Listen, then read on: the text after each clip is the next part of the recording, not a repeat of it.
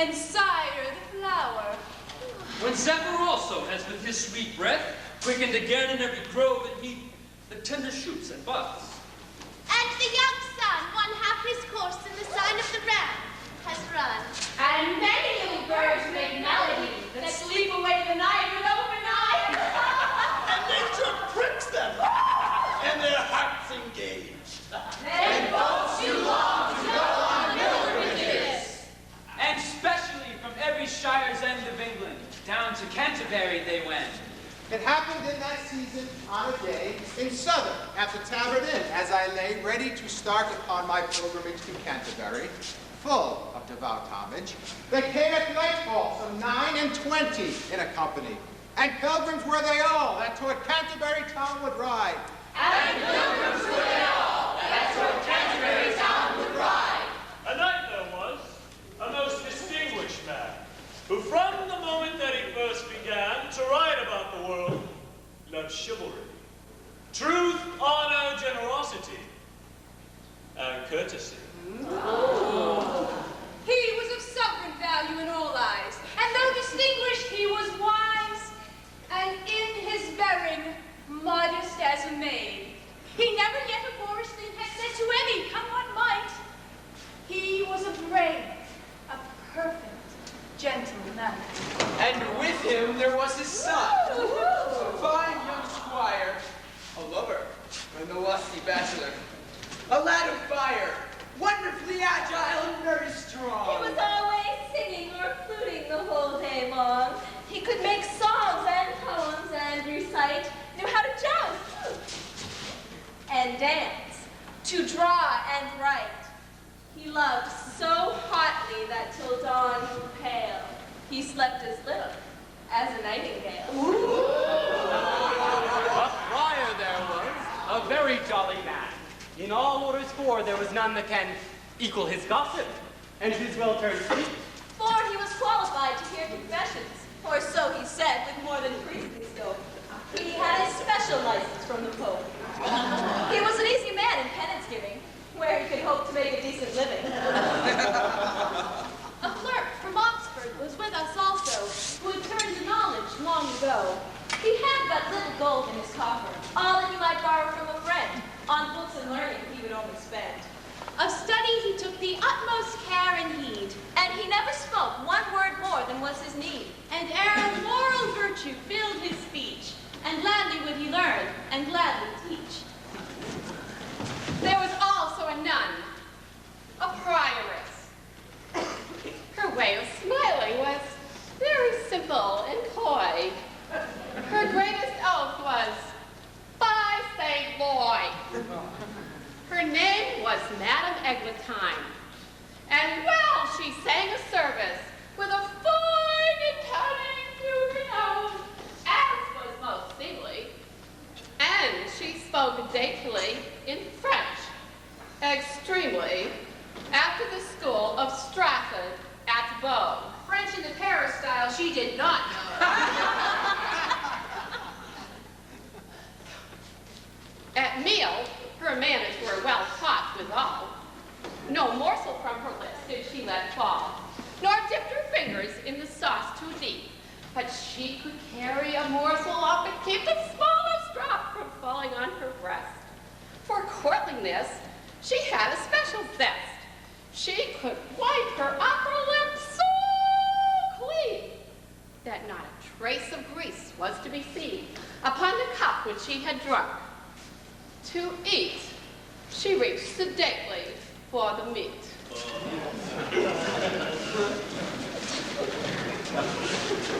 She certainly was very entertaining. As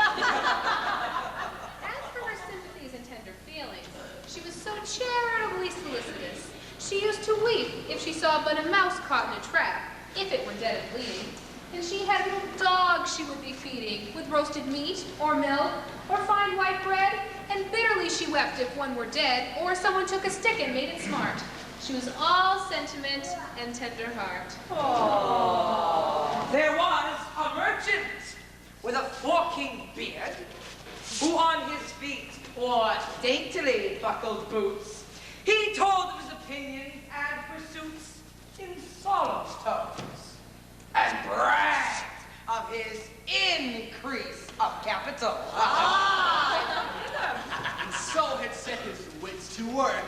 that no one knew he was in debt.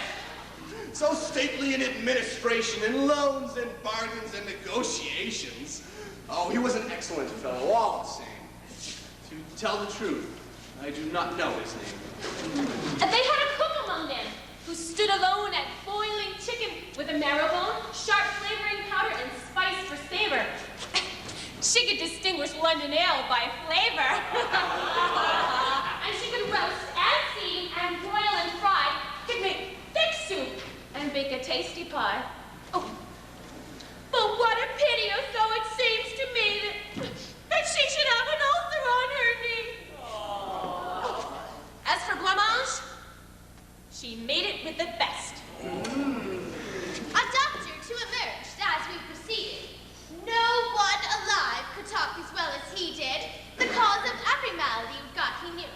And whether dry, cold, moist or hot, he knew their seat, their humor, and condition. He was a perfect practicing physician. Three priests were with us also. A lawyer! A weaver. A dyer. A sailor. And a Franklin. And pilgrims were they all, that towards Canterbury town would ride. Great cheer the house gave to everyone! Saying thus, now, masters, verily, you are all welcome here, and heartily. For by my truth, and telling you no lie, I have not seen this year a company here at this inn fitter for a sport than now. I would make you all happy if I knew how. Oh, and of again have I this moment thought to give you joy and cost you not. You're off to Canterbury? Well, Godspeed. Blessed St. Thomas, answer your need.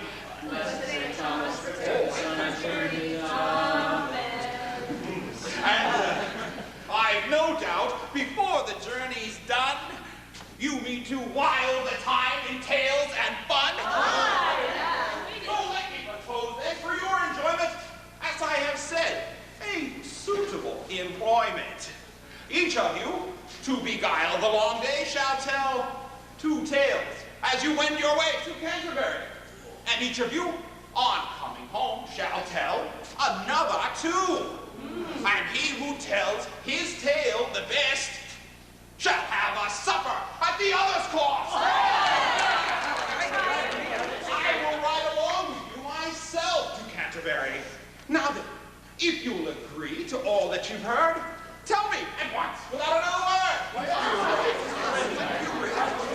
Of course they all agree. And begged him too, that he should be the judge of our tales, and all that he proposed we do.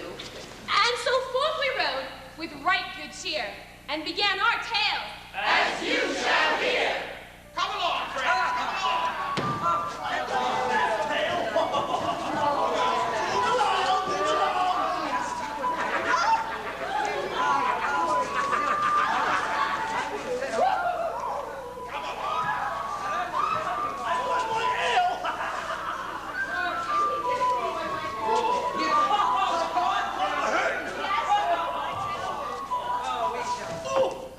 In all the parish, there was no good wife could make offering at the church before her.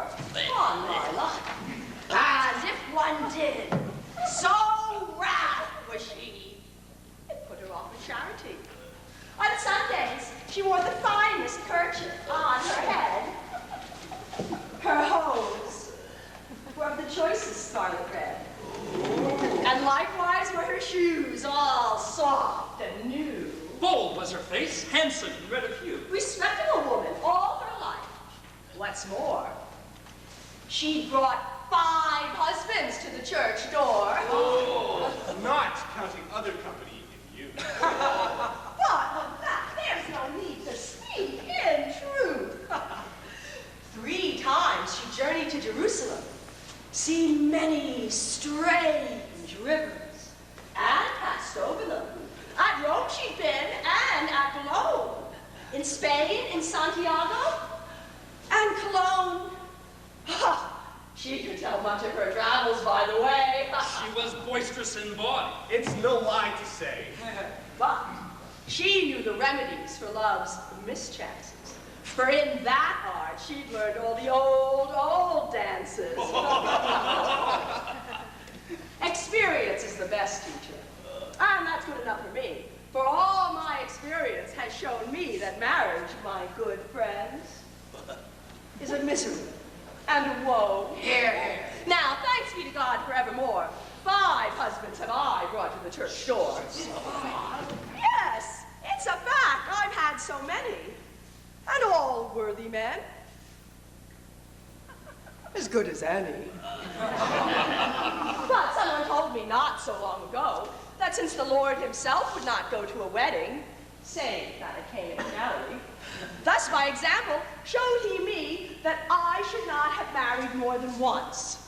Lo and behold, what sharp words for the nuns. And well I know, and do not lie, God made us all increase and multiply. That worthy text I can well understand. Oh, we know.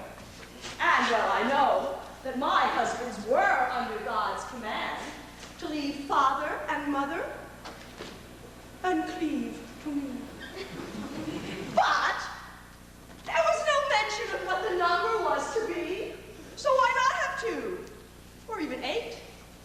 Why speak ill of the married state? Ah, there's the case of King Solomon. I understand he had many more wives than one. 1,000 I've heard. Ooh. Would God it were permitted me to be refreshed 1/2 as oft as he. And God knows and must admit, on each first night he had a merry fit with each of them. So much was he alive. So praise be to God that I've had 5. And I'll welcome the 6th when he appears. I can't keep continent for years and years and years.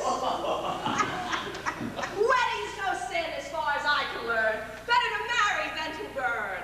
Show me a text that disparages or sets a prohibition on marriage. Men may to women virginity advise. But that's advice, no commandment in my eyes. And certainly, if there were no seed sown, where then would new virginity be grown? God summons folks in many ways. And if in chastity some are called to live their days, why, he speaks to those who would live perfectly. But by your leave, that's not for me. I shall bestow the flower of life and its honey upon the fruits and acts of matrimony. And so, as I hope to drink good ale, I shall go on and tell my tale. Long ago, in the days of King Arthur, a knight in his court. A lusty bachelor one spring day came riding by a river. He saw a maiden walking all forlorn. Ahead of him, alone as she was born. And in spite of all she did and said, Straightway by force, he took her maiden hands.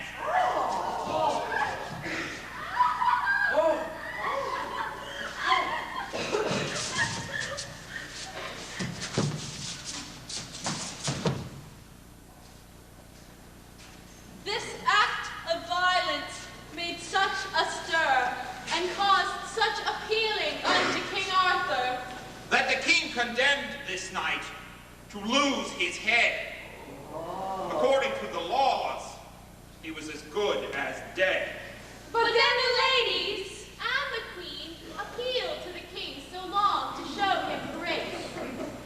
That the king relented at last and gave the case to the queen to decide, as she should choose, to show him mercy or refuse.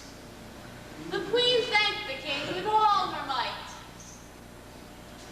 And afterwards, she summon the knight. I'll grant your life if you answer as I require. What is the thing in all the world that women most desire? You have 12 months and a day to search and learn sufficient answer in this grave concern. And remember, you're on your honor to return.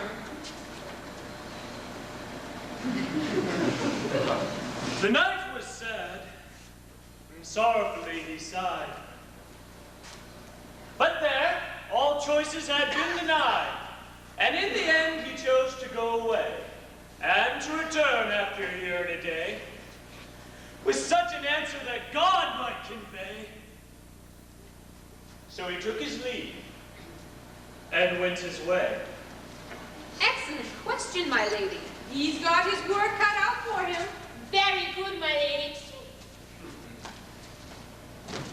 He knocked on every door, searched in every place, wherein he hoped to find he'd have the grace to learn what women love the most. But he never touched a country, town, or coast where he could find what seemed to be. Two persons who were willing to agree. Some said wealth, others said treasure. Honor, some said. Fun and pleasure. Gorgeous clothes, said some, and others fun in bed. Often to be widowed and often to be rewed.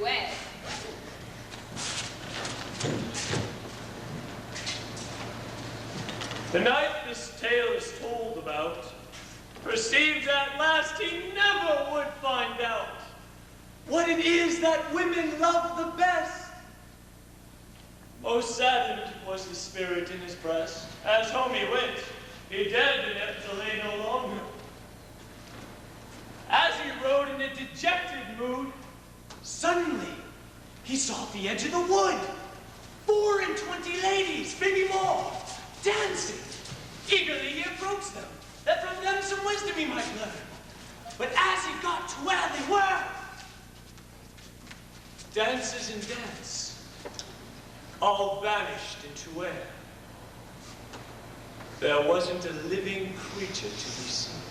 Save one old woman crouched upon the green. A foul-looking creature, I suppose, can scarce be imagined. Sir Knight, there's no road on from here. Tell me what you're looking for, my dear. Perchance you'll find it best for you. We old women know a thing or two. Dear mother, I am a dead man unless I can tell what it is that women love the best. Tell me that and I'll pay you well. Give me your hand and pledge to do whatever I may require of you, so far as it should lie within your might, and I'll give you your answer before the night. Upon my honor, I agree. Then I guarantee your life is safe. She whispered a sentence in his ear. And make him be glad and have no fear. Come along.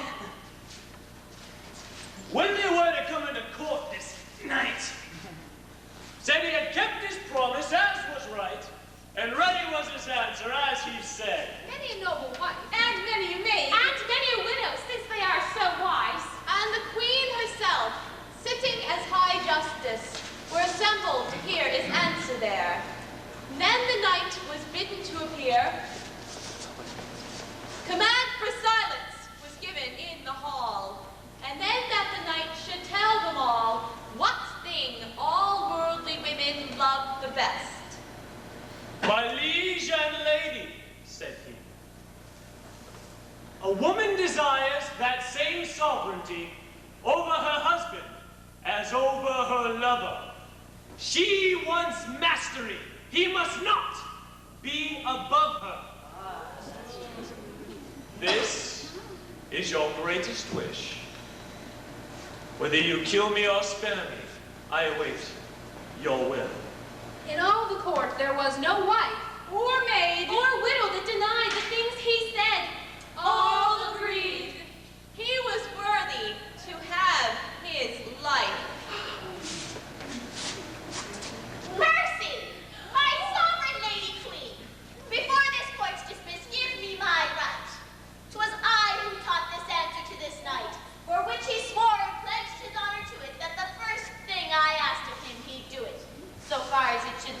his might.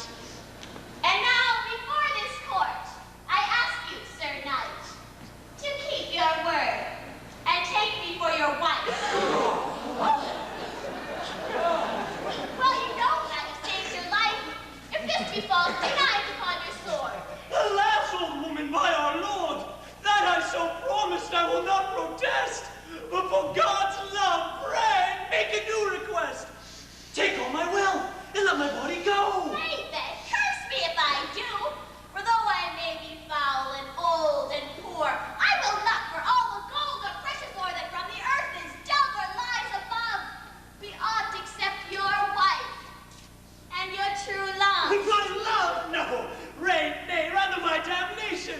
Alas, that any of my place and station should ever make so foul a misalliance. But in the end, it is pleading and defiance. Wait for nothing. He was forced to wed and take his ancient wife and go to bed.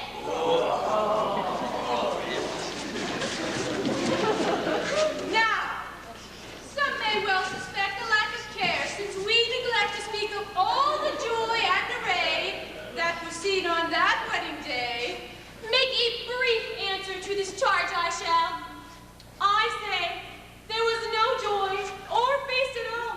Oh. Nothing but heaviness and grievous sorrow. Oh, privately they wedded on the morrow. And all day long he stayed hidden like an owl. So sad was he. His wife looked so foul. Great was the anguish churning in his head when at last he brought them to their bed. And all night long he tossed and turned to and fro. His old wife lay there, always smiling so. Until finally she said, "Bless us, husband, my dear! Is this how knights and wives get on together here? Is this the custom in King Arthur's house? Are all his knights so fastidious? I am your own true love, and more, your wife. And I am she who saved your very life. You're carrying on as a man half-witted. Say, for God's love, what sin have I committed? I shall amend it, if you tell me how. Amended, alas, never now. Nothing can ever be right again. You are so old and so horribly plain, and so poor, and from a family so low born. It's little wonder that I toss and turn. Would God that my heart would break within my breast! Is that the cause of your unrest? Yes, truly, and do you wonder? Well, sir, I could amend what you suppose a blunder if I cared to, and that within days 3. You would but bear yourself courteously towards me. Now, since you say that I am foul and old, then fear you not to be made a cuckold. For dirt and age, I'm sure you'll agree, are mighty wardens over chastity. Nevertheless, since I know your delight, I'll satisfy your worldly appetite. You have 2 choices. Which one will you try? To have me foul and old until I die, and be to you a true and humble wife, and never anger you in all my life? Or else, to have me young and very fair, and take your chances on those who will repair unto your house, and all because of me. Or in some other place as well may be. Now, choose which you like better, and reply. The knight considered, and did sorely sigh, but at last replied as you shall hear. My lady, my love, and my wife so dear, I put myself in your wise care. Do you choose which may be the best, to bring us both most honor and most rest. What pleases you, suffices me. Then have I got of you the mastery, since I may choose and rule as I see fit? Yes, truly, wife. That's it. Kiss me! No quarrels, by my oath and word of honor, you'll find me both.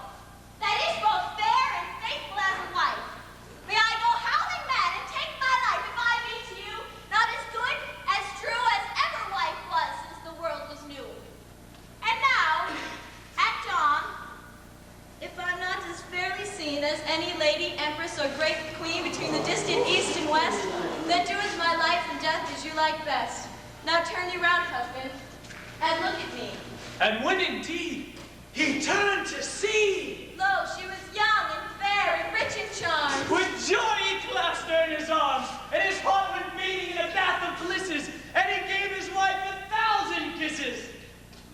And she obeyed in fullest measure in all that would delight and give him pleasure. And they lived happily ever after, until the end. And now, I pray that Jesus send us husbands young and meek and fresh in bed. And the good luck to outlive them that we wed.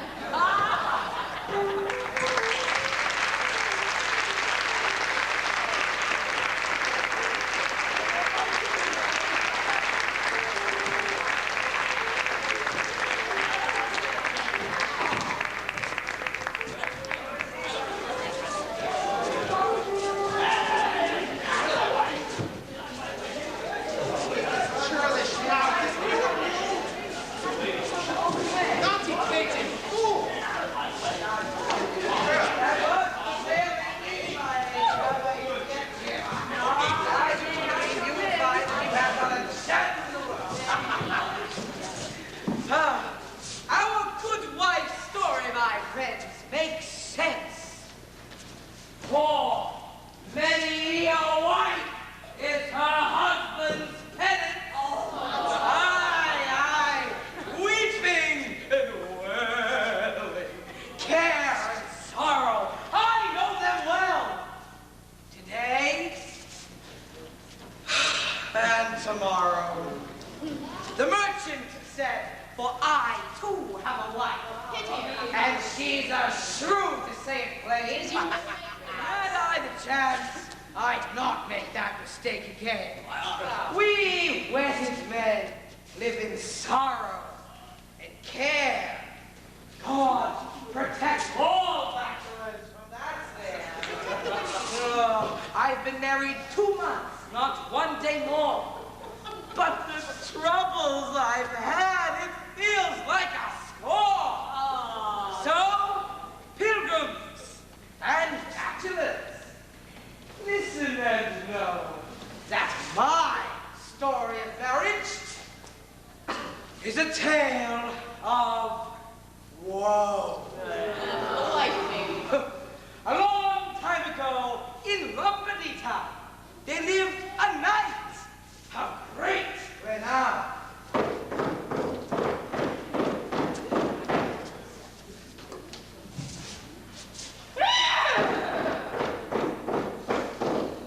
For 60 years he was happy and wifeless. But then he began to feel life was a little bit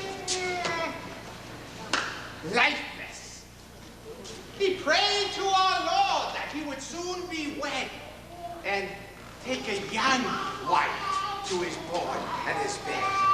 To take a wife is a glorious thing, especially a young wife as fresh as spring, on whom I may beget an heir.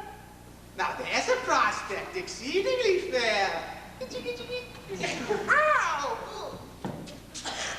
A bachelor's lonely, unstable, and sad, but the husband enjoys all the bliss to be had from a wife who is docile, obedient, and quick.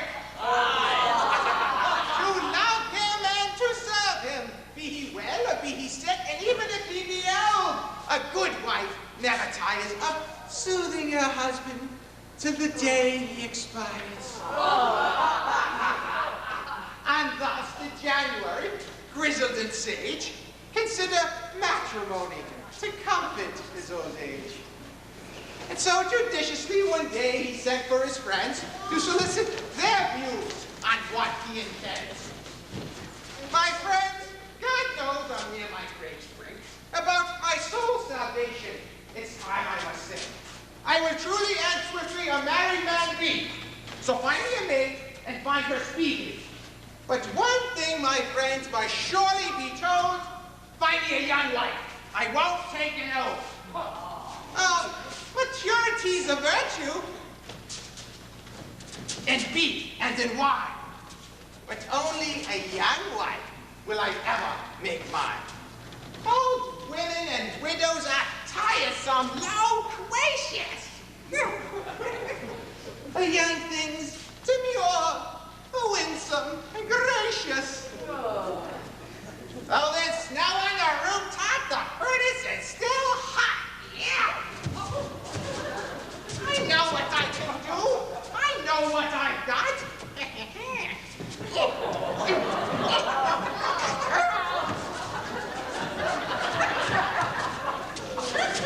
And now that you know all of my intent, I heartily entreat you to give your assent.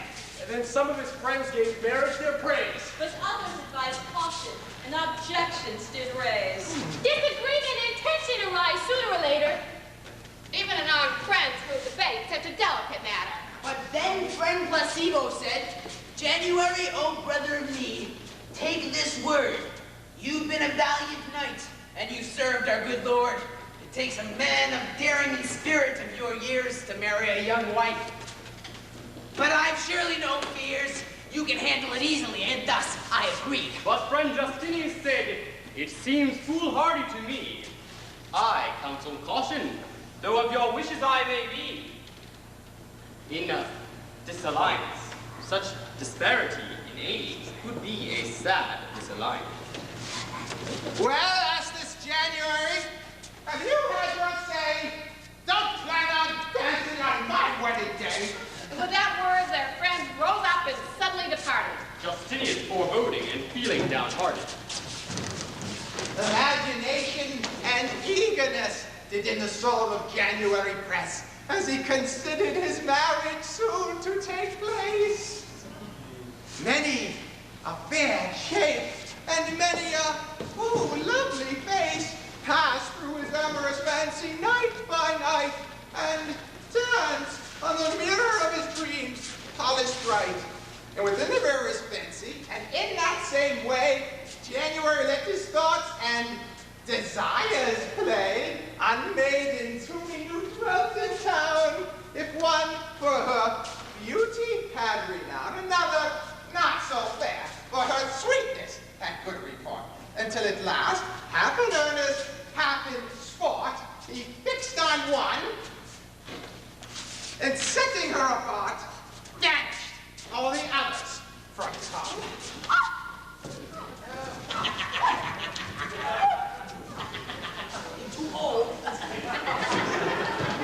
Her beauty is so fresh, her young age so tender.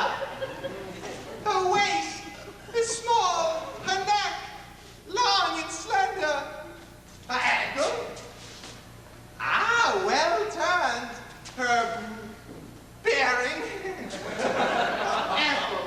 Of all her traits, these are only a sample.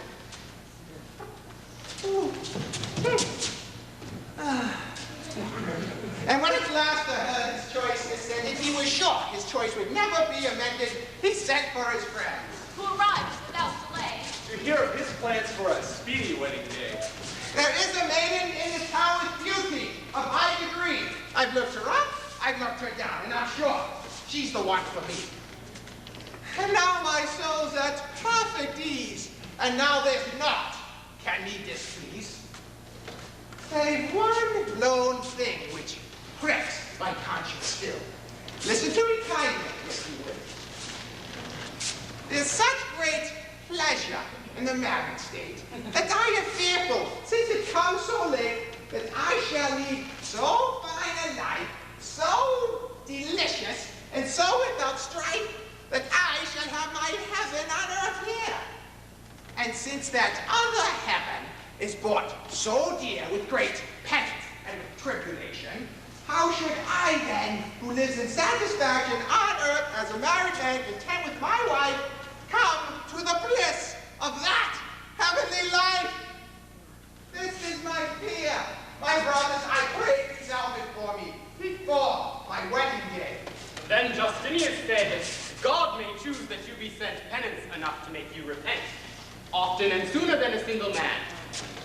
You may live to regret this wedding plan. Your wife may be your purgatory. I've said enough, that's all my story. I've said enough, I rest my case. And now farewell.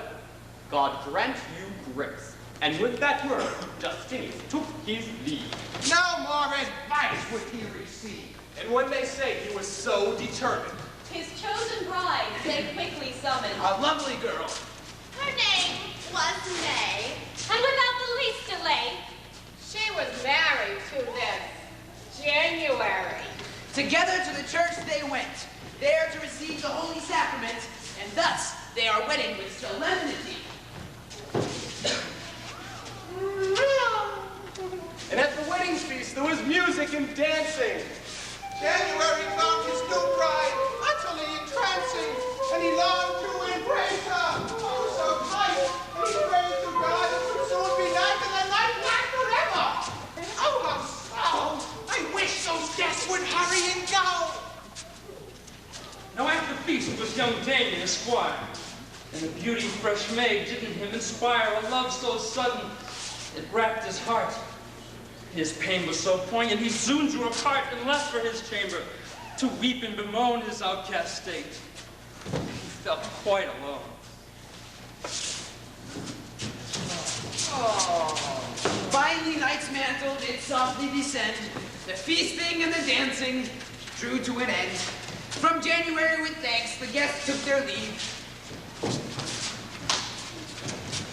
He was alone with his maid, and at last he could receive his prize as husband, his paradise, his bride. At last, in his chamber, January gave May a lecherous leer. He chucked her chin, he pinched her cheek. He sang out loud and clear, come back with me, my chickadee. We're married, there's no fault. We need to play till break of day, or longer. Come no halt. Yeah! Now to May, his head was bubbling. Already she had had enough. And when he kissed her with his beard like stubble, she knew this marriage would be lots of trouble. Meanwhile, lovesick Damien, and Venus' sweet fire so burned, he almost perished for desire. My life is in danger of that, I am sure. How much more of this can I endure? So, from a passing scribe, a pen did borrow, and in a letter to May, poured out all his sorrow. In his shirt he kept the letter, so if chance should come his way, he'd deliver it in person, with stealth to darling May. Now 4 days fully had passed at least, when May and January came into feast. And so it happened that the dear old man remembered his young squire, the young Damien, and said, Holy Mary, how can it be that young Damien attends not on me? Is he sick? What's happened? Tell me what's up. The other young squire, filling his cup, made the excuse that indeed he was ill. Took to his bed, and in bed he is still. No other cause could make him so tarry. Oh, I'm sorry to hear it, said January. He's a pretty lad, to tell the truth. A pity if he dies for one of his youth. I'll visit him myself after supper today. No, a better idea. In my place, I'll send May. Now that would be a charitable deed. Madam, said January, of this take good heed. At this supper, with one of your ladies in tow, visit this Damien. Tell him we wish him to know we value his service and hope he'll be able soon to return to his place at my table. Say, my wine tastes better when he fills my cup. Then hurry back to our chamber. I'll be waiting up. Her heart all aflutter. Then our sweet May, with one of her ladies, did go straight away to Damien's chamber and sat by his bed.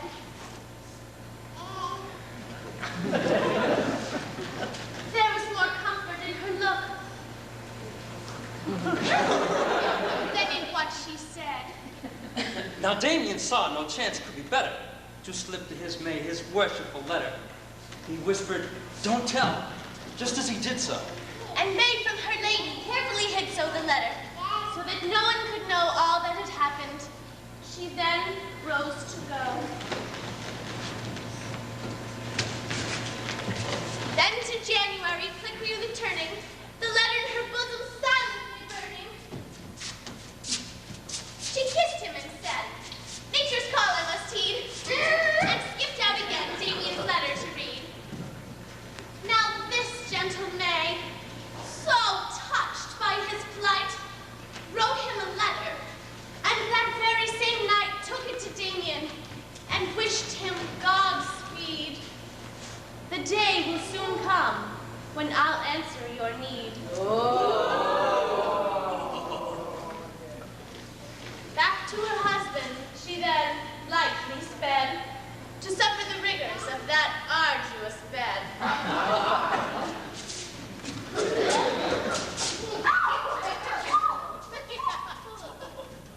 Up rose Damien briskly on the morrow. Gone was his sickness, gone was his sorrow. He preened himself, he danced with joy. May would soon make him a very happy boy. He stood at home in his lady's grace. All that was lacking was the time and the place. Now January, as befits a knight, lent off pleasure with all his might. His house, his array, was as splendid as a king's. Now among the rest of his luxurious things was a lovely garden, all walled with stone.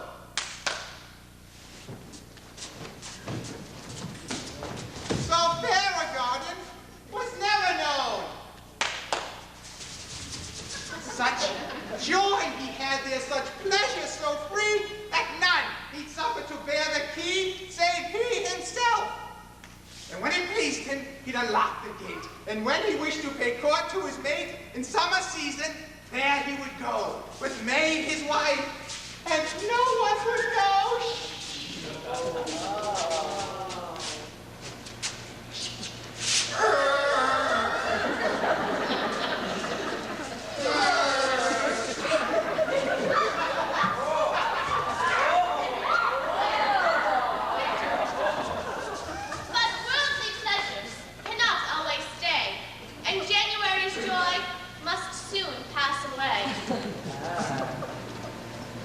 Oh, sudden chance! Oh, fortune! Unstable, like the scorpion, deceptive, able to lull in complacence and suddenly sting. Now befell January, a terrible thing. He is fallen blind, though suddenly his sight.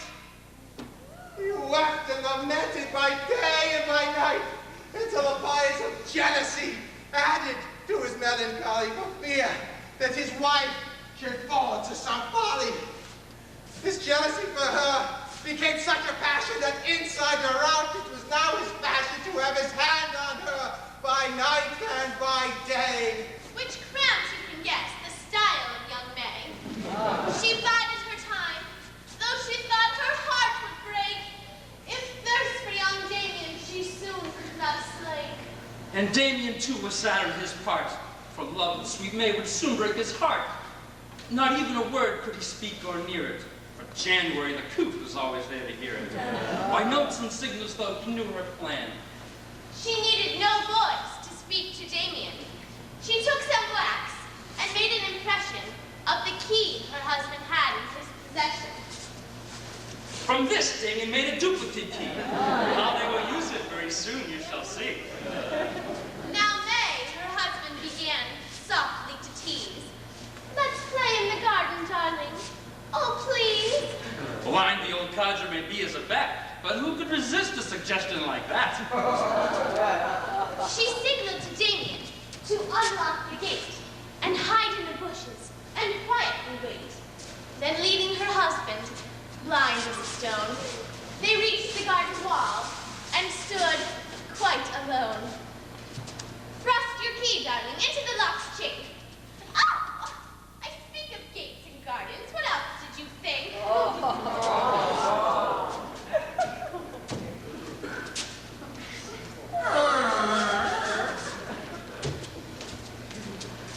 In the garden, January takes May's hand, and in the summer sun, transfigured stands. I love thee utterly, there is no doubt. So kiss me, my wife, and let us walk about. And when May, when in his heart had heard, gave January a gracious word, and with that word, she saw Damien a short way off. Hiding under a bush, she began to cough, and with her slender finger signs made she that Damien should climb into a pear tree that was heavily burdened with fruit.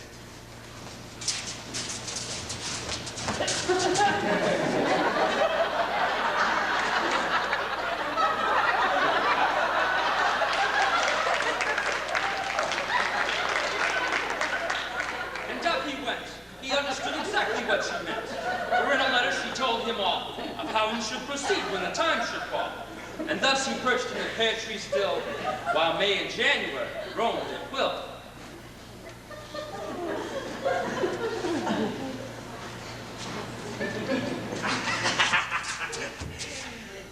Oh, bright was the day, the sky so blue, when who should chance to wander through but Pluto?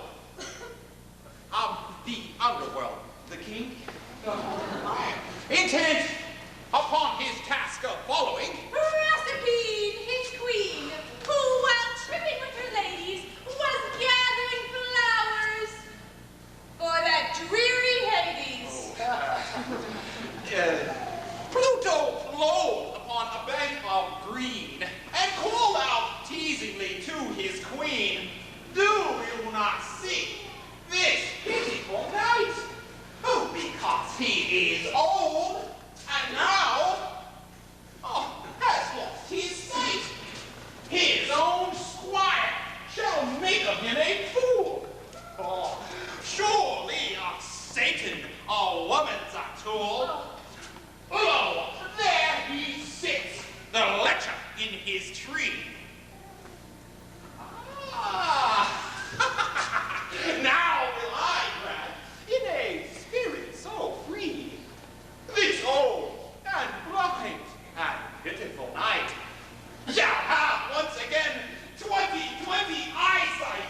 Just when his wife is ready to sin, his eyes shall be opened, as those of all men should be, to the harlotry of all women too.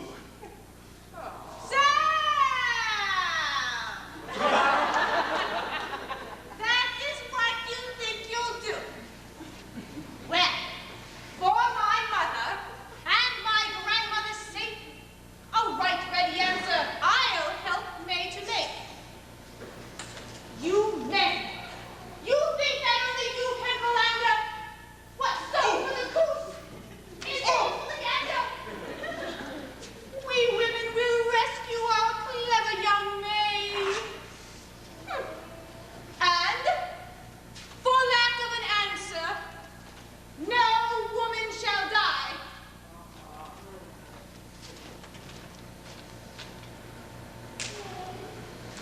Now January with May in the garden was strolling, singing her praises, her beauty extolling, till they came at last to that pear tree. Wherein sat Damien rightly merrily among the leaves so fresh and green.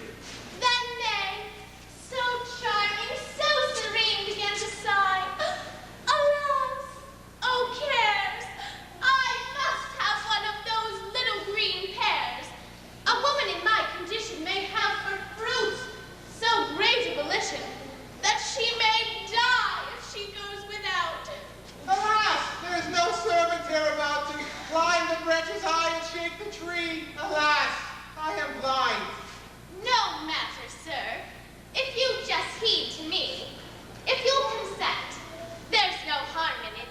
To brace the trunk for just a minute, I'll climb the tree and make it shake. If I could just step up on your back. My love, your wish is my command. And so he stooped. And upon his back did she stand. Ow! And up she went into Damien's arms. They were both content.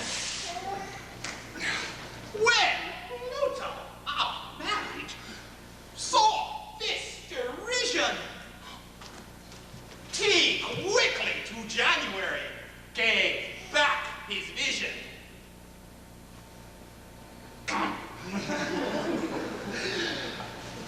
Woe to you women who faithfulness flout. In flagrant delicto, your husband may catch you out. My sight is restored. Mirabile dictu. Now where is sweet May? She first I would look to. His eyes to the tree he then quickly cast. Ah! And what he saw there left him quite aghast. Such a bellowing, clamoring, wailing, and crying. That anyone hearing him would think he was dying. Praise and woman's trumpet, what do you do? Why, sir, what's your problem? What's the matter with you? Have patience. Use reason. Now think with precision. It's clear, I should think. I have helped you gain your vision. On pain of damnation, I tell you no lies. I was taught a wife could do nothing so well as agree to share a few pears with a man in a tree. Share a few pears? Why, damn it, you brute! With my wife you did more than just eat some fruit! For certain, dear husband, if you really could see, such cruel words as these you would not say to me. You catch only glimpses. Your sight's really bad. My eyesight is good as I've ever had, thanks be to God. With my two eyes, too, I know what I saw him doing to you. You are bewildered, sir. All will agree. This is the thanks I get for causing you to see. Alas, the day I ever was kind. Now, wife, put all of this out of your mind. Come down, my dear. Come down. You've won. But by my soul, it certainly Now, seems... sir, it's like a man who has dreamed. A man who from slumber suddenly wakes. Reality and dream often mistakes. Just so, a blind man who then regains sight is dazzled and bothered by God's holy light. Until your sight be settled a while, many a thing may your mind beguile. Now January is glad, or so he thinks. Whatever he sees, he only blinks. And may her Damien has enjoyed. Damien never better has been employed. So, pilgrims and bachelors, this is my tale. And if on the ship of marriage you're determined to sail, keep your eyes open throughout the trip.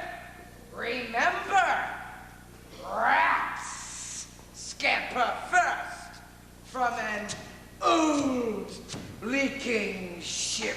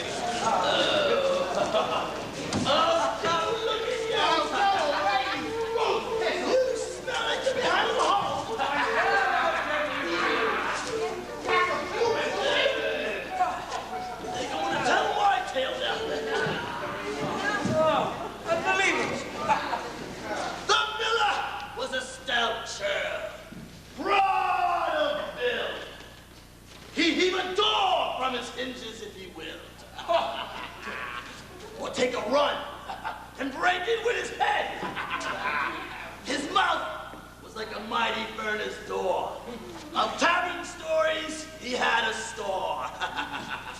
Now listen, said the miller, one and all, now that I'm quite drunk, and I know it well, So do we. so if the words get muddled in my tale, blame it on the southern gale. For I will tell a legend in a life of a carpenter and his wife. Once upon a time, there was a rich old codger who came from Oxford and took a lodger. The old fellow was A carpenter by trade. And his lodger was a poor student who had learned the arts, but all his fancy had turned to the study of astrology. If men but asked him in certain hours, he could tell if they would have drought or showers. And making love in secret was his talent. Now this carpenter had lately wed a wife whom he loved more than he loved his own life. But he thought himself quite likely to be stung, for he was old. And she was wild and young. Now then, sirs, it so befell the case that one day, Clever Nicholas with this young wife, began to flirt and play, making sure, of course, that her husband was away. So when perceived each other by the waist, it said, darling, unless I have my Willoughby, I'll die of secret love. Oh, darling, do. And love me now, or I shall die. oh, she gave a spring just like a skittish colt and wrenched her head away with a jolt. Why, let go, cried she, let go, Nicholas, or I will cry for help and cry alas. Help. Do take your hands away for courtesy. Then for mercy this Nicholas began to cry. But he spoke so well, importuned her so fast. That her love did grant him at the last, as soon as she gets by an opportunity. Now, my husband is so full of jealousy that unless you watch your step and hold your breath, I know for certain it shall mean my death. So keep things hidden under your hat. Oh, never mind a little thing like that, said he. A scholar doesn't have to stir his wits much to fool a carpenter. Now, there was at their church a parish clerk whose name was Absalom. A merry lad he was, if truth be told. His cheeks were red, his voice was gold. In making cheer with barmaids, he was very, very handy. Now this Absalom, so jolly in his ways, would censor the parish women around on holy days. And as he passed, many a loving look we cast, especially his carpenter's luscious young wife. She was so beautiful, so sweet. Just to look at her, he thought of merry life.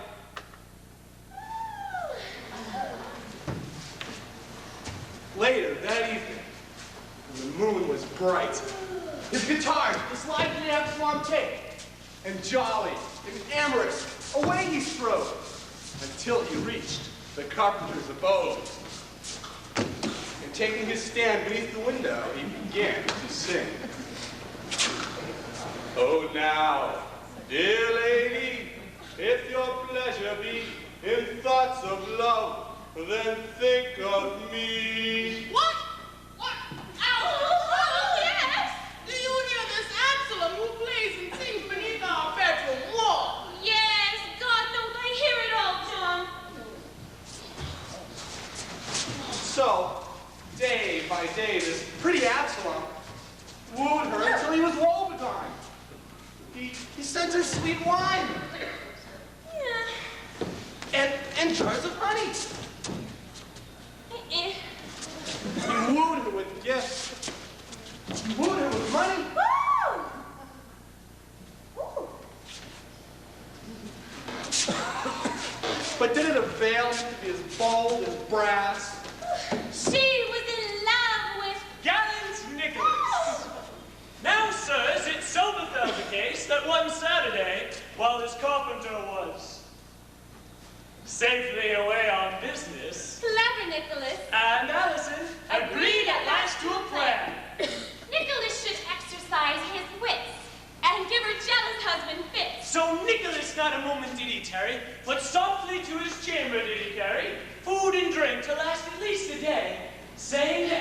and then she should say... If her husband should ask for Nicholas, she knew not where he was, for she'd not seen him all that day. She thought he must have got some malady, for in vain her maid would knock and call, but no answer came at all. Now Nicholas in his chamber did what pleased him best, till Sunday when the sun had gone to rest, when this foolish carpenter With wonder heard the tale, and marveled that their Nicholas might ail. So the carpenter went up the stairs without delay. And knocking on the door, he cried, "What ails you, Master Nicolay?" Then opening the chamber door, he spied this Nicholas, as still as he had died. Gazing straight up into the air, this carpenter was in despair. Now this clever Nicholas began to sigh. Alas, must all the world be lost? Must it come to pass? What is that you say? The carpenter replied aghast. Now John, said he, I cannot lie, but I have learned from my astrology that looking up upon the moon so bright, that Monday next at 9 at night shall fall a rain so wildly mad, it shall be twice as great as Noah's flood. For this whole world in little than an hour shall all be drowned, so terrible will be this shower. Is there no remedy for this? Why, thanks be to God, there is. Now, if you do as I say, and do not fail, you'll undertake without mast or sail to save us all, Allison and me and you. For haven't you heard how Noah was saved too? Because our Lord warned him and his sons and daughters that all the world would be lost beneath these waters. Now go and procure a kneading tub, all brewing vat, and see that they are large, enough for us to float in like a barge. And bring sufficient food and drink. Oh, one day only. That should be enough, I think. For about noon the following day, the waters will recede and flow away. Your wife, I shall not lose. You needn't doubt it. Now be off and hurry up about it. And when you have fetched these kneading tubs, all brewing vats, 3, hang them by the roof, just below the thatching. That way no one will know exactly what we're hatching. And when you've done all that I have said, and brought us our meat and drink and bread, also bring an axe so we can cut the rope, so when the floodwaters come that we may float, and I will cry, "Ho, Allison, ho, John, be cheery, for the flood will pass anon." And you'll cry, "Hail, Master Nicolay, good morrow, I see you well, for it is day, and we shall be buried for all our lives of the whole world, just like Noah and his wife. Now hurry up and down the coast. Hurry now, or all shall be lost." So this foolish carpenter Went on his way, muttering alas, and rue the day.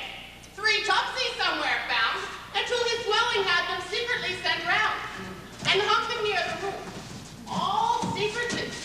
And on the Monday when it came on night, he shut the door and doused the light, and made sure that everything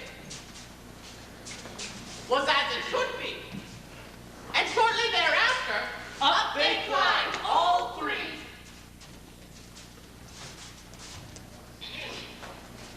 Then the carpenter began loudly to pray. Now, by our father, hush, said Nicholas. And hush, said John. And hush, said Allison.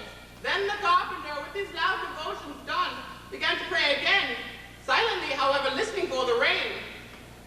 Then finally, from his work and worry sore, fell fast asleep, and loudly began to.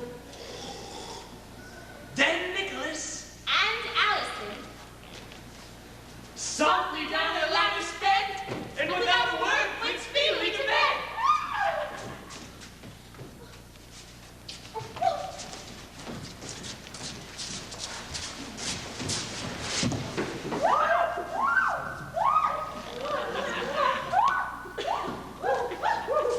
Meanwhile, that parish clerk, the amorous Absalom, whom love had made so woebegone and dumb, on Monday chanced to ask the cloisterer what had become of John the carpenter. And the monk said, I have not seen him at work since Saturday.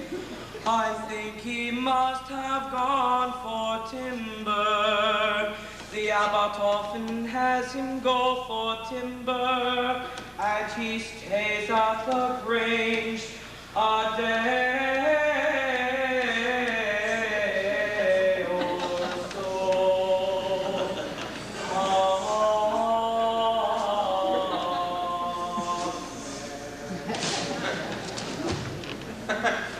Now, this made Absalom happy and light, for he thought, I'll stay awake tonight, for I'm certain I haven't seen him stirring about his door since dawn, and it's safe and firm he's away. So I shall, at cock's crow, knock cautiously upon that window low, which is so placed upon the bedroom wall. And to Allison, then will I tell of all my love longing, and I can hardly miss some favor from her, at least a kiss. And so, when cockcrow came, he speedily went to the carpenter's home.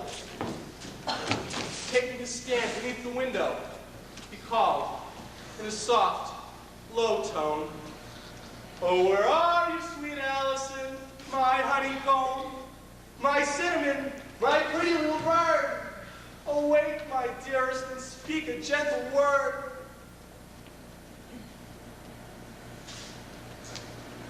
Get away from my window, you damn fool!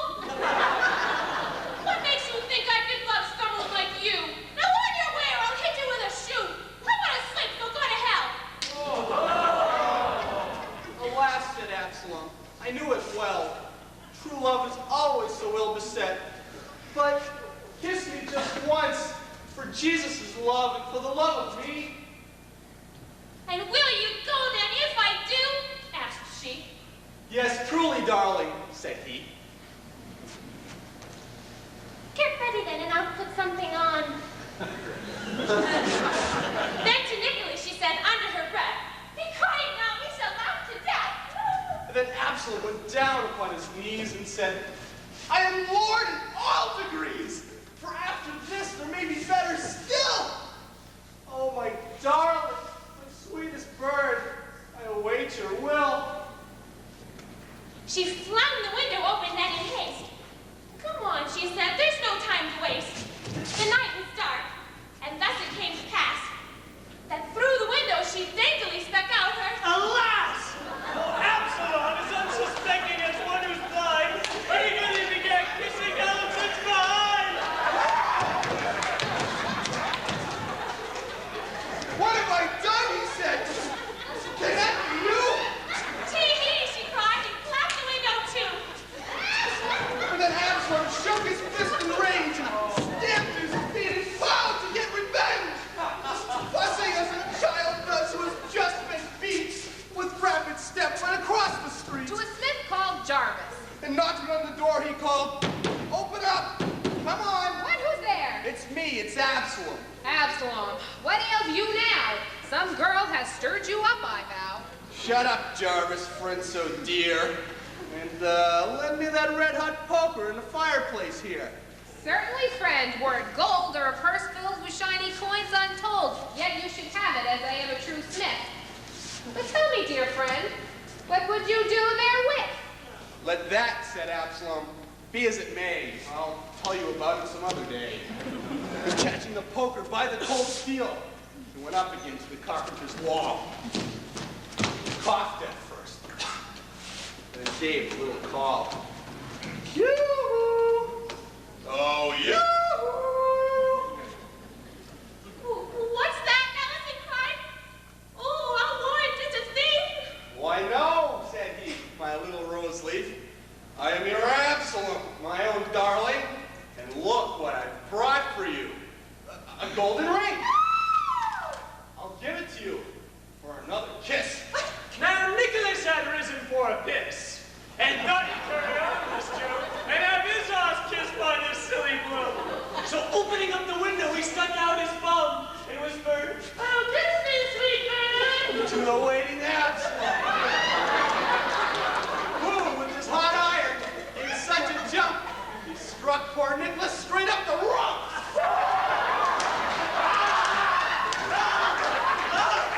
That's what the speed! Nicholas thought he would die!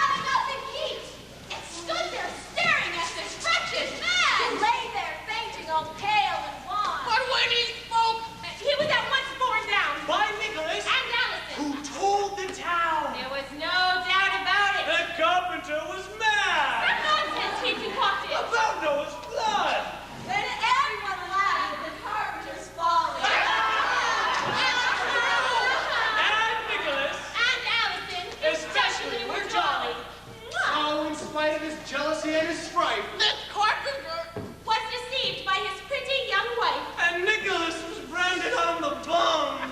May God bring us all to kingdom come.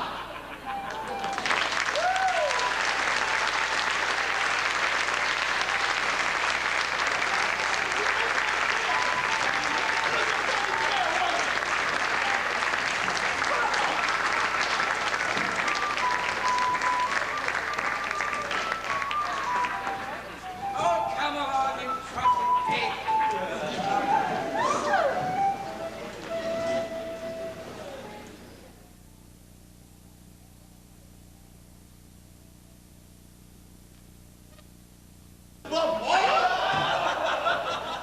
Now, sir, said Oswald, called the reef. This drunken miller, we've had so much true love, told how a carpenter was made a fool of. Perchance in scorn of me, since I am one, by your leave, I'll pay him back before I'm done. In his own filthy words, you may expect. I hope to God he breaks his bloody neck. He sees the mote in my eye, if there is one, but he cannot see the beam there is in his eye. At Trumpington, not far from Cambridge town, There is a bridge, Under which a brook runs down. and by the brook there stands a mill. And this is the very truth which I now tell. A miller lived there for many years. He was proud as a peacock and full of good cheer. In his leather belt, he did parade. A dagger, a long, trenchant blade. There was no man who dared this man to cross. He was a thief, as well, of corn and meal, well satisfied to steal. Simpkin the swagger, he was called in scorn. He had a wife who was nobly born. Her father was the parson of the town, and the dowry of brass dishes he had put down to ensure that Simpkin was his relation. His wife had got convent education. But Simpkin would not have a wife, he said, save she were a virgin, well bred. It was 20 years old. And the baby boy that still lay in the cradle. Now the girl was A lump. Mrs. Wayne walked past white. A woman. Now the miller took his share beyond a doubt of wheat and malt,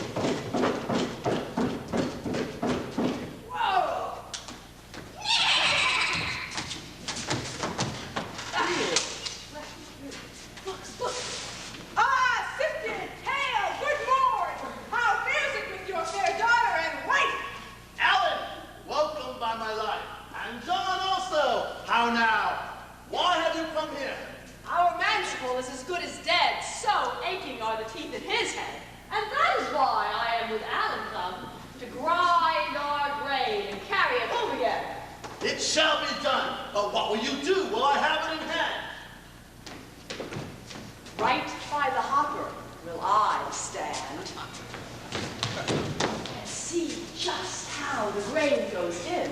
I have never seen by my father's kin just how a hopper waggles to and fro. Well, John, and will you so? Then I shall stand a short way up to see how the meal comes sifting down through the trough. For John and Faith, I am a curious sort. The miller only smiled and thought, all this is a trick. That's what they're about. They think there's no man who can catch them out. But by the cross, I'll blur their eyes a bit for all their philosophy and college wit. Out of the door he went, and quietly, when he had seen his chance, and secretly, he looked up and looked down and found where the student's horse was securely bound to a tree behind the mill. Up he goes with quiet skill, takes the bridle off the horse, and why, when that horse was free, he ran toward the marsh through thick and thin to join the other wild mares therein.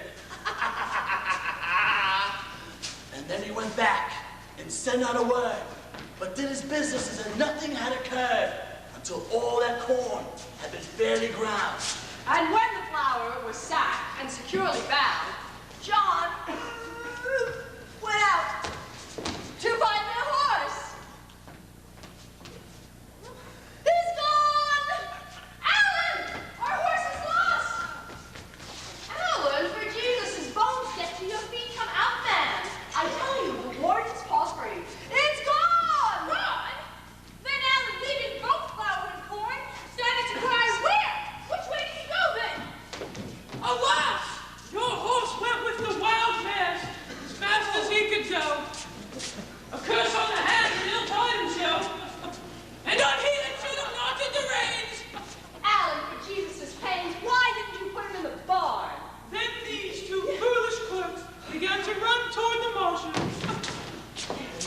And when the miller had seen his chance, he took a half bushel of their flour and bade his wife to make bread within the hour. Those students may know how to read or write, but a miller, if he tries, can give them a fright. Meanwhile, boys were running up and down, shouting, "Whoa, where is she then?"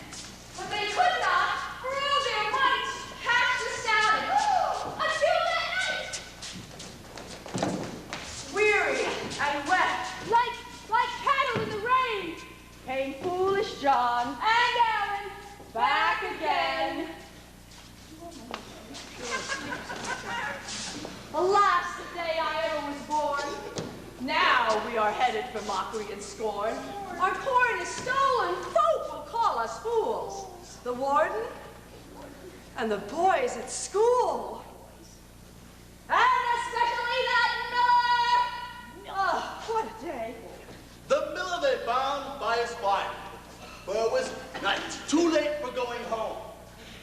And so, for the love of God, they begged him for a room, for shelter, for supper. If there be any such as it is, why you shall have your mind. And then the miller gave them ale and bread, and in his own chamber made them a bed, with sheets and good blankets, fairly spread, from his own bed, not more than 12 feet or 10. The daughter made her lone bed near the men. In the same chamber they were all to lie. It could not be helped, and do you wonder why? There was no other room in the house. So they supped. And talked. And had a fine carouse. And drank the strong ale. The very best. Then around midnight, they all went to rest. So well had this miller plastered his hairy head. He was pale from drinking. He had passed that stage of red. Want to give you a kiss? Just you.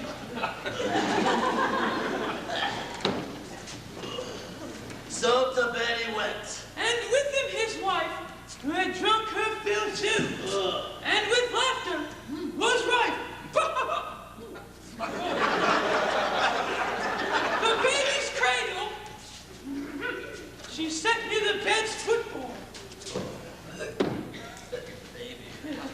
And soon she and the miller were asleep. till they snore. And to bed went the miller's daughter. And to bed went Alice. And to bed went John.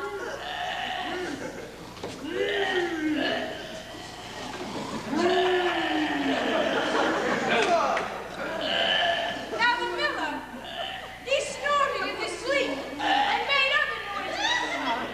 Some loud, some deep. And his wife joined in the chorus. So loud and strong. 2 miles off, you might have heard their song. And the daughter snored as well, just for company. John, are you awake? Have you ever heard such a wailing, for goodness sake? All night long there'll be no rest. But never you mind, 'twill be for the best. John, as sure as I am a man, I'm going to have that wench there if I can. For John, there is a statute which goes like this. If at one point a man be aggrieved, then in another he shall be relieved. Best be careful, my scholarly brother, lest the miller wake and find you with his daughter. He might do us both an injury. Nonsense, brother. He had his son flee. And up he rose, and to the girl he crept. The wench lay soundly on her back as she slept. It was too late to struggle then. Oh, cry!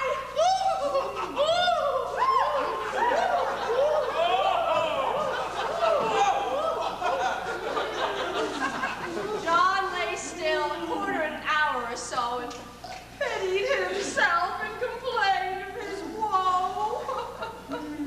Oh, Lord, what a joke! What a chance to miss! Oh, we made the laughing stock for this. Alan has some comfort for his arms.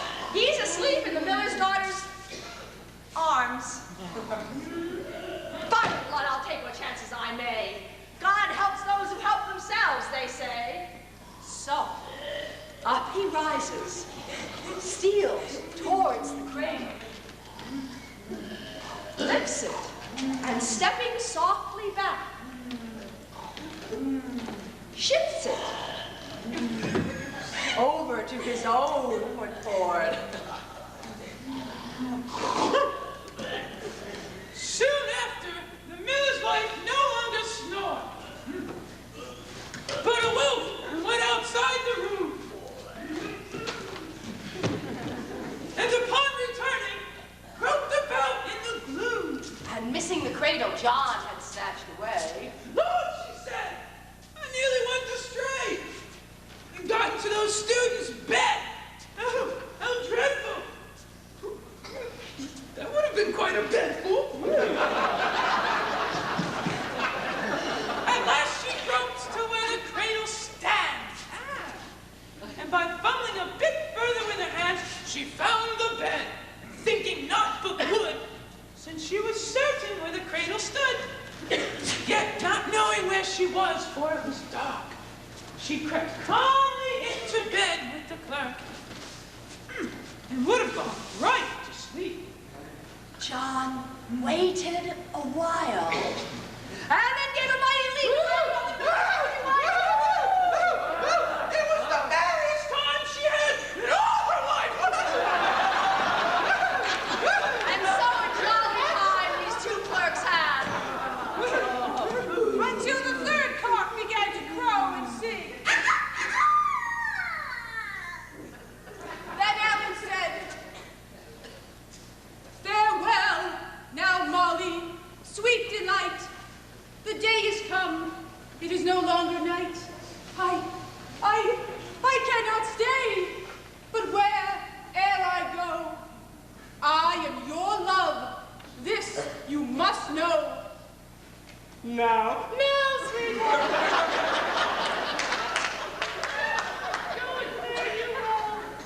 There you go, there's one thing I must tell you. As you go riding homeward past the mill, at the entrance, or a bit behind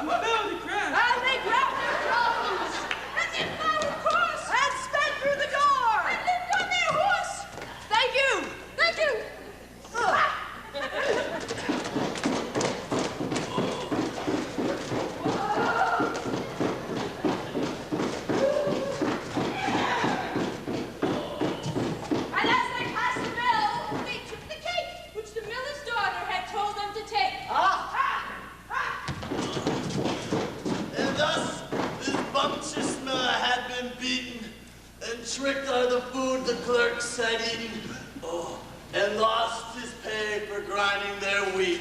His wife was taken. And his daughter's sweet. That's what comes from being a chief. I heard this proverb when I was a kid. Do evil and be done by as you did.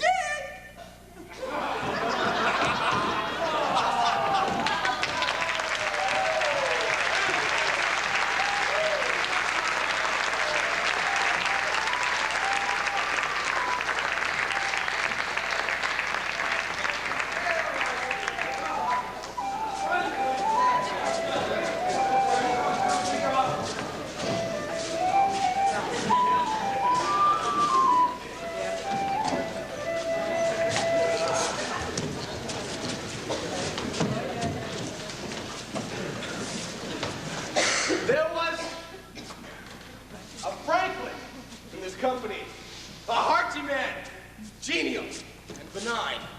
His bread and ale were the finest of the fine, for he loved good food, and in the arts of living, he was well schooled. In short, he was a giving and a kind one. What he had, he was glad to share.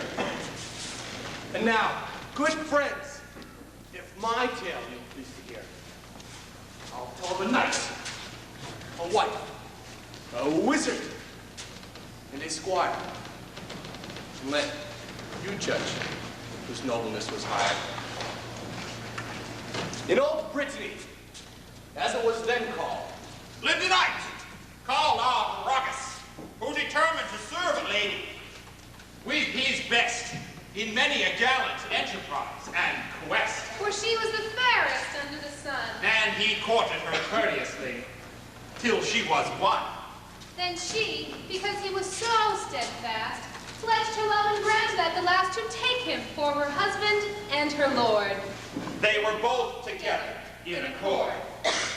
Now who could relate, save those that wedded be, the joy, the ease, and the prosperity that are between a husband and a wife? A year or more endure this blissful life. Until this knight arranged to go and dwell a year or more in England, to seek in arms great renown and honor, for his desire was fixed on such labor. And there he lived for 2 years.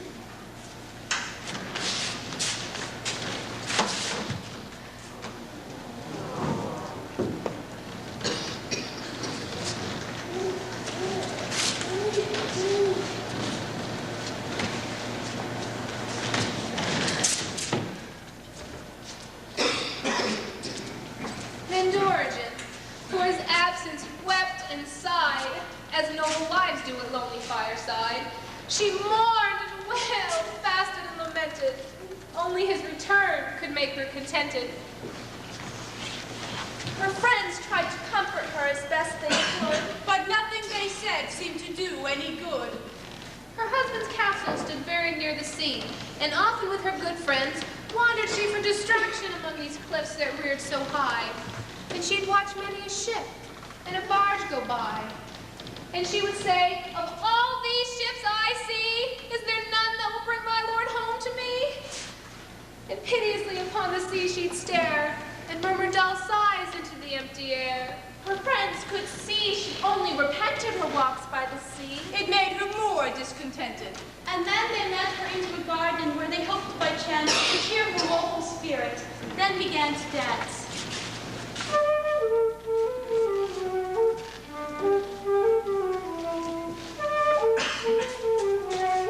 Now at the dance, with the men, a squire named Aurelius came to Dorigen. And because he happened to be her neighbor, she thought him a man of worthiness and honor.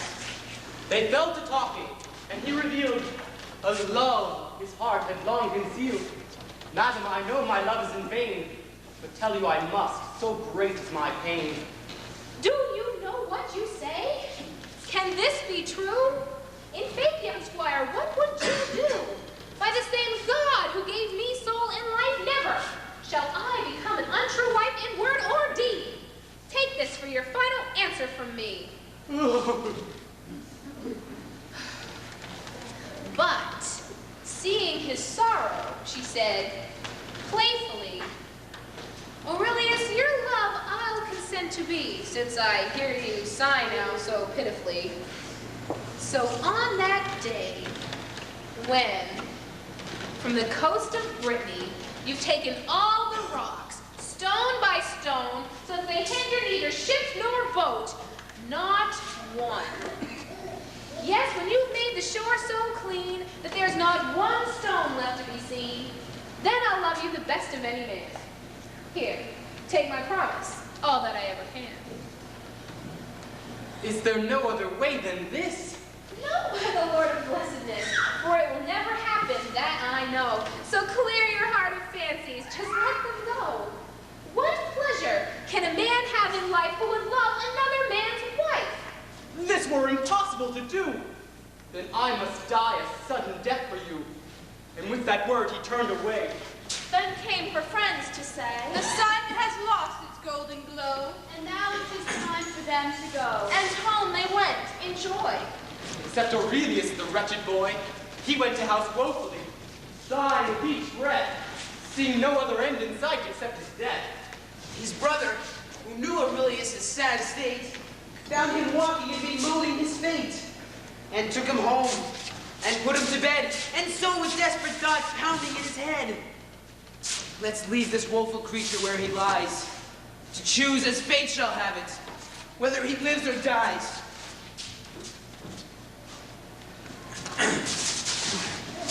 Meanwhile, Arviragus weathered battle and storm, and victorious in combat,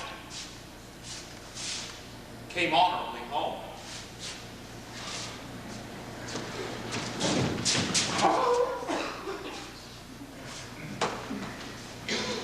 Your husband loves you as he loves his own life. He chooses not to question his wife whether any man had paid her court while he was gone. Of her, he had no doubt. Thus, in joy and serenity, let them dwell. In weakness and in torment furious late for 2 months and more, wretched Aurelius. As for comfort in this long time, he had none, save from his brother. For no other human surgeon dared he the cause of his illness to explain.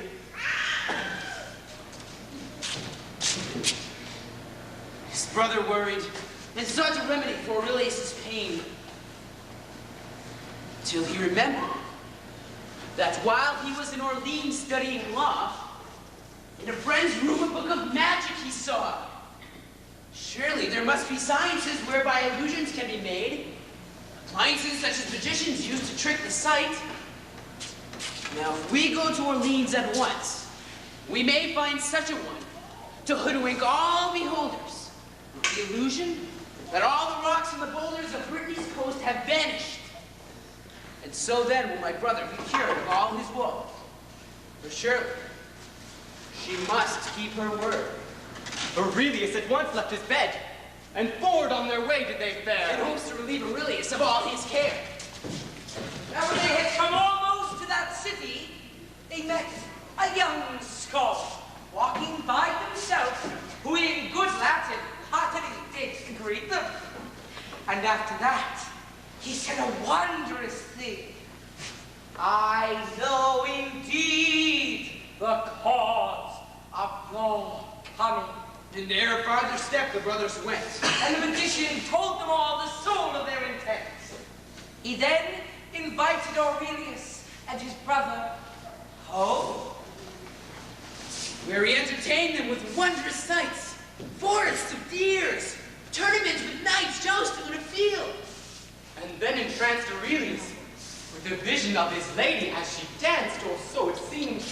And he was dancing with her too. And when the master of this magic view saw it was time, he clapped his hands and banished the dancers and the dance, and the vision vanished. After supper, they discussed what sum the wizard should be paid for removing all rocks from Brittany's coast. And the magician haggled and loudly did he boast that less than 1,000 pounds he could not take. I'd give the world if it belonged to me. Call it a bargain then, and thus I agree you shall be truly paid, sir, on my oath. And on the morrow, when it was day, To Brittany's coast they went, the quickest way. Then, night and day, the wizard spit about his plans. From his astrological charts, the moon's first mansion he found. The rest, proportionally, he could expound. He knew precisely how the moon would rise relative to the planets and the stars. He knew all the calculations and arithmetic necessary for this illusion. And soon, by his trick, all the rocks on the Breton coast appeared to vanish. Aurelius awaited night and day this miracle. And when he saw that there was no obstacle to his lady, straightway did he fare. My own dear lady, whom I love the best, take heed now, lest you break your oath. For I have done all that you command me. And if it pleases you, go and see. But keep your word in mind, for all the rocks have vanished, you'll find. And he took his leave. And she, astounded, stood. In her face, there was not one drop of blood. Alas, that ever this should happen! For I never thought, by any possibility, that such a prodigious marvel might ever be. It is against the way of all nature! Then home she went, a very sorrowful creature. Of thee, O fortune, I complain, that unaware I'm bound within thy chain. From which of escape I know of no hope, save only death, or else my dishonor. Then August, this worthy knight, asked her why it was she wept so sore. And then she began to weep the more. Alas, that I was ever born. Thus have I said, thus have I sworn. Then her husband said this: all will be well, but you must keep your word. For as God may have mercy on me, stabbed to death right now, I'd rather be, for the sake of my great love of you, than you should not to your word be true. Truth is the highest thing that man may keep. But with that word, he began to weep. And then he said, I you forbid, under penalty of death, that ever, while you have life and breath, to speak to anyone of this affair.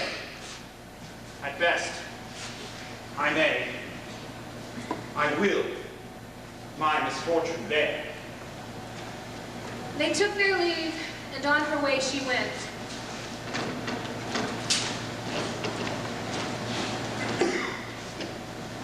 That she be true to her word was his intent.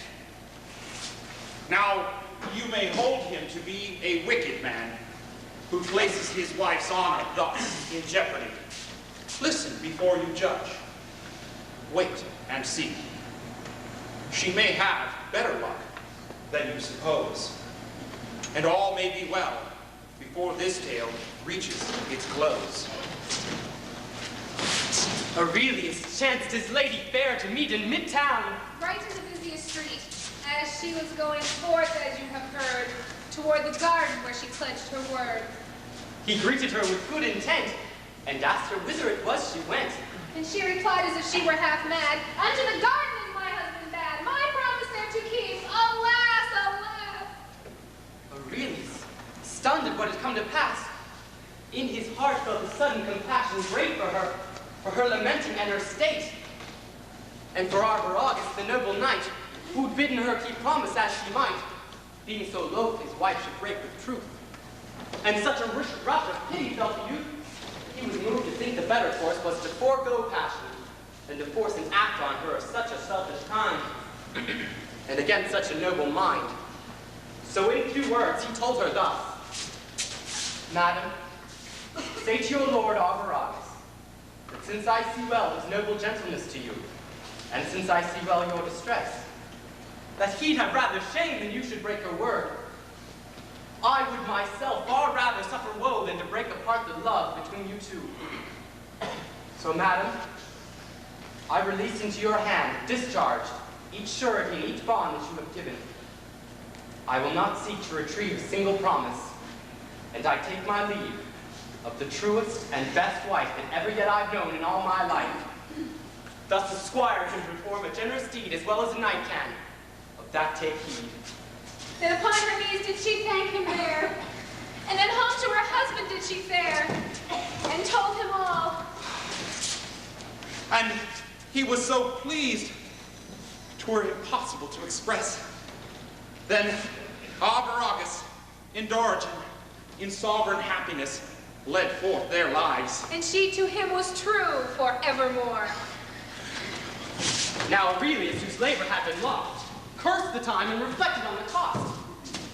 Alas, alas that I am bound to pay in gold 1,000 pounds to this magician. What shall I do?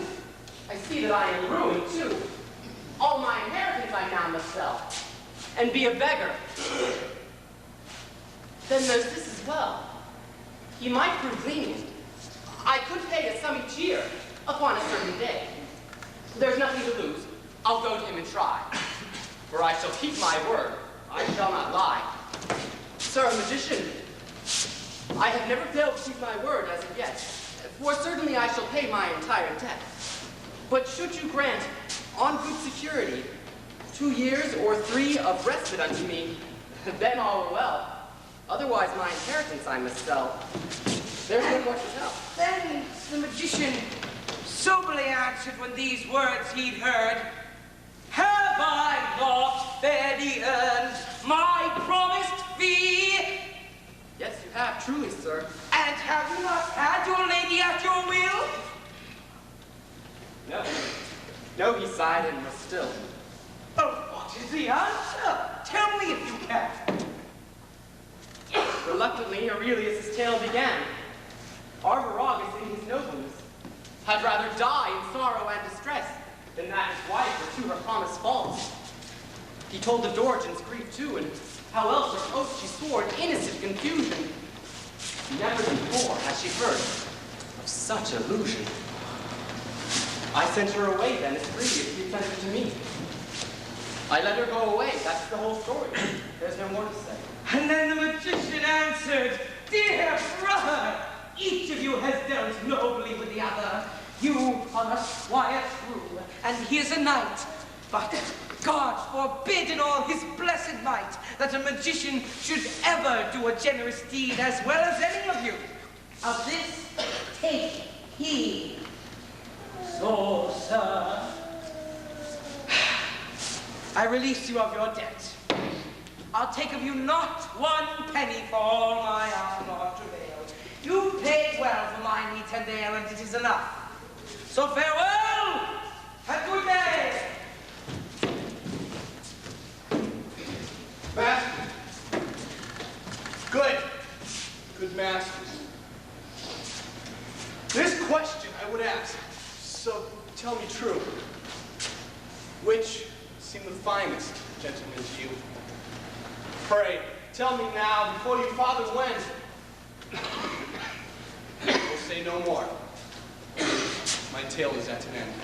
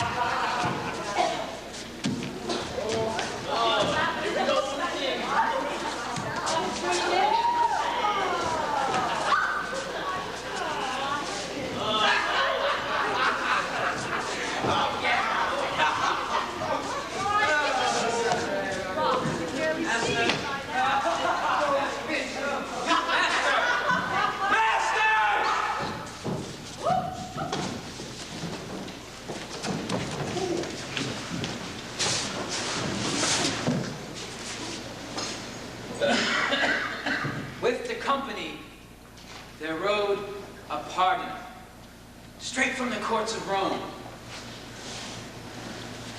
In church, when I preach, I am at pains that all shall hear my speech. And I say, good men and women, here's a word of warning. If there is anyone in church this morning that's done a sin so horrible that he dare not for shame of that sin shriven be, or any woman, be she young or old, that has made her husband into a cuckold, such folks shall have no power and no grace to make offering in this place.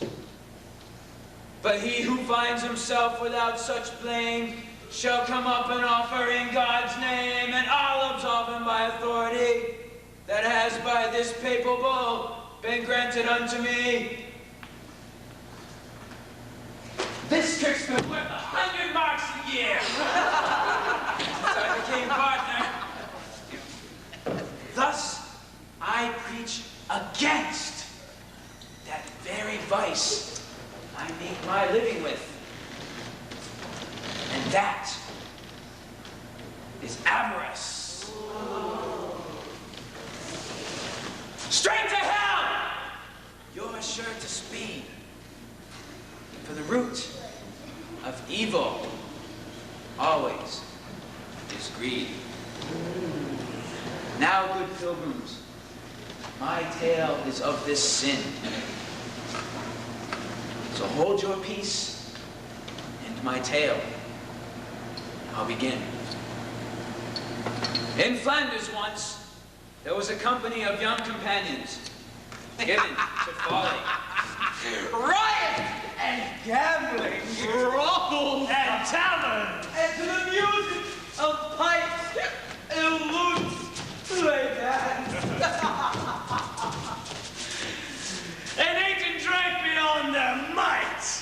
Then entered dancing girls of ill repute, graceful and slim, Girls who peddled their fruit, whores and bawds, women selling cake, who do their office for the devil's sake. to kindle and blow the fire of luxury that is so closely joined with gluttony. I call on Holy Writ now to witness that lust is in all wine and drunkenness.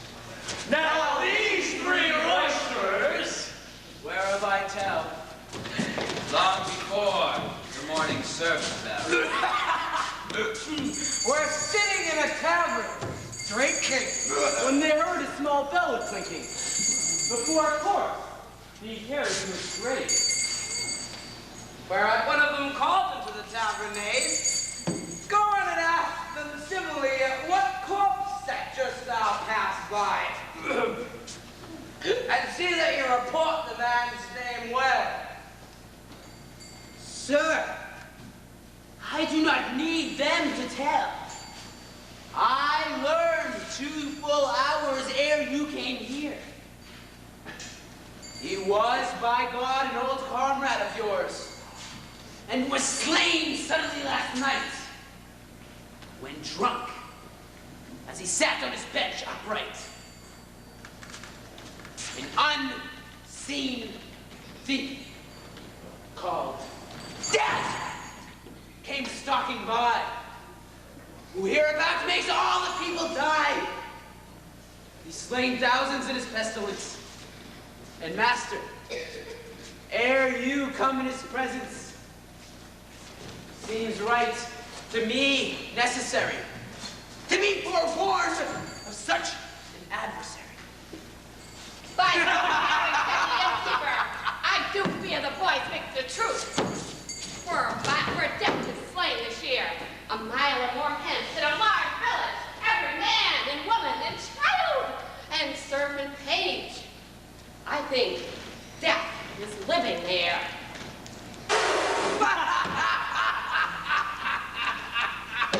By God's arms, is this death so fierce to me?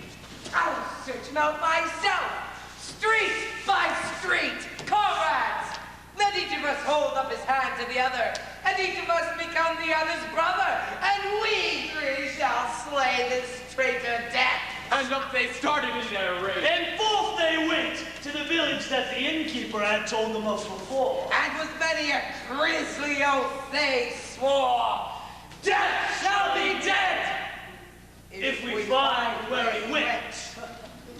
Now, when they had not gone fully half a mile, They came upon a very poor old man who humbly greeted them and began, "Now, Lord, God keep you and let you be." Then the one most insolent of the three replied, "O fool of ill grace, why are you all wrapped up except your face? Why do you live so long? Isn't it time that you die?" The old man looked him in the eye and said, "Because I cannot find any man, nay, though I walk from here to India, who would change his youth to have my age. And therefore I must keep my old age still, as long a time as it shall be God's will. Not even death, alas, my life will take. Thus, restless I my wretched way must make. Alas, when shall my bones come to their rest? Yet to me death would not show that grace.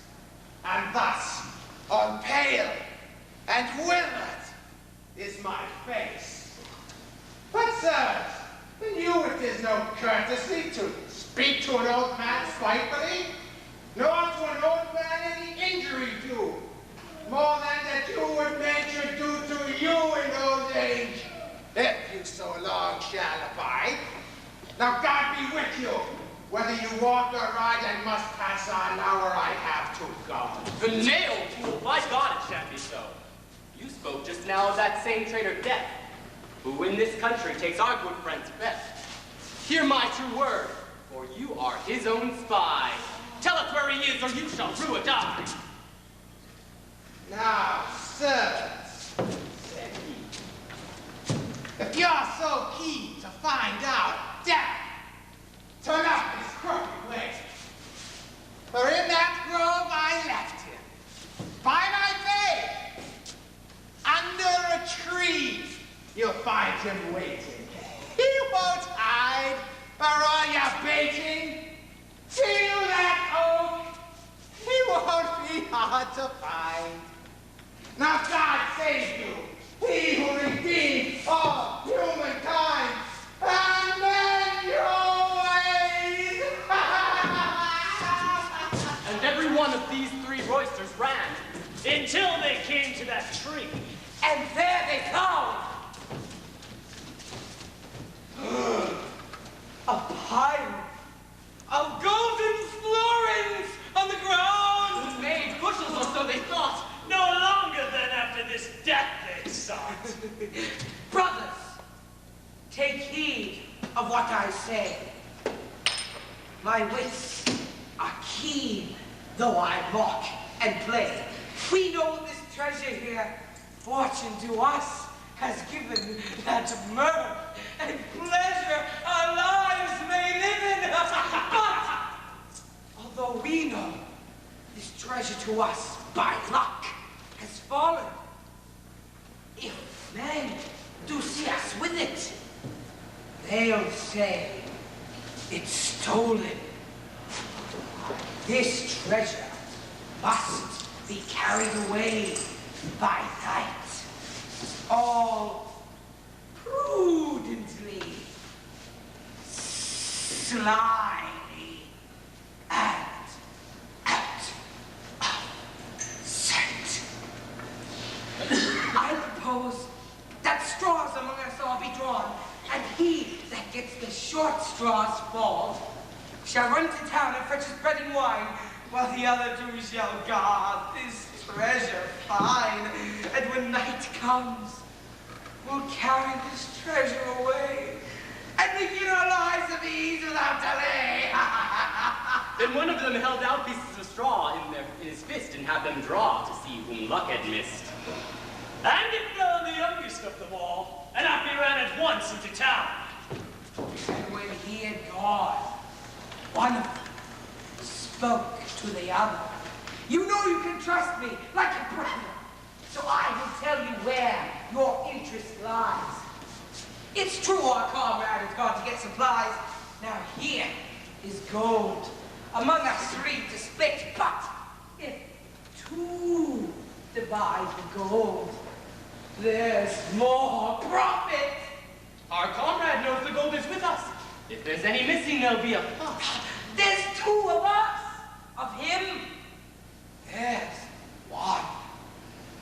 When he comes back, go up in fun as if to wrestle, and then, as you attack, I will come up and slip my sword through his back. And then this gold will be ours to spend, divided equally, of course, my friend. And thus agreed these rogues that day to slay the third and have their way. Now the youngest rogue they had sent into town, in his mind began rolling up and down the beauty of those florins, new and bright. Oh Lord, thought he, that if I might have all that treasure for my very own, there'll be no man underneath God's throne that shall be as merry as I. And at last, the devil, our enemy, put in his thoughts that he should buy poison, with which he might kill both of his friends. Thus, to greedy men, the devil such thoughts sends. Then no longer did he tarry, but went straight to town. To an apothecary. Sell me some poison, if you will. I have a lot of rats I'd like to cure. You have a potion which, if any living creature should eat or drink a mouthful, before he even has time to think, though it equals less than a grain of wheat, you'll see him fall down dead at your feet. His poison is so violent and strong. So this wicked man took the poison along to a nearby street corner to find A man who sold him 3 bottles of wine. He withdrew and deftly poured the poison into 2. The third he kept clear, as well he might, for his own drink, for he planned to work all night in removing the florins from that place. So when this royster with evil grace had poisoned the wine as he planned to do, back he sped to his comrades too. What is the need to tell of it more? For just as they had planned his death before, just so they murdered him. 2 to 1. And the first one spoke as the deed was done.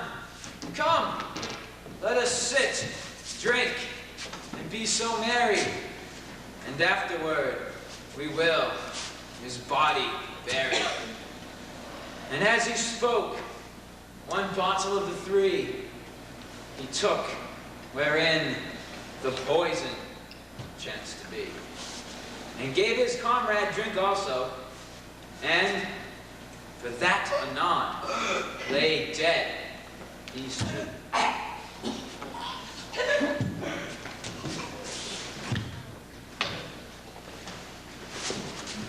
Thus ended these murderers in woe, and died thus too the treacherous poisoner also. Now, good men, may God forgive you each trespass, and keep you from the sin of avarice.